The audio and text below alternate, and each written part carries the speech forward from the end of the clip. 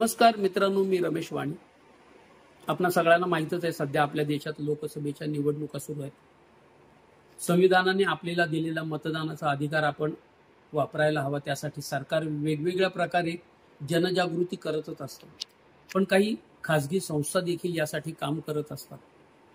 अशीच एक माझ्या माहितीतली संस्था देव देश प्रतिष्ठान मुंबई, या संस्थेचे डॉक्टर वैभव देवगिरीकर आणि विनायक अवकिरकर यांनी या अभियानात आपला हातभार लागावा म्हणून एक वेगळी शक्कल लढवलेली आहे.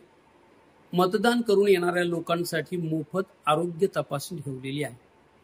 तर या संधीचा सगळ्या लोकांनी फायदा घ्यावा. मतदान करा आणि आपलं आरोग्य तपासा, तेही मोफत. घाटकोपर, ठाणा, डोंबिवली या ठिकाणी ही सेवा उपलब्ध असणार आहे.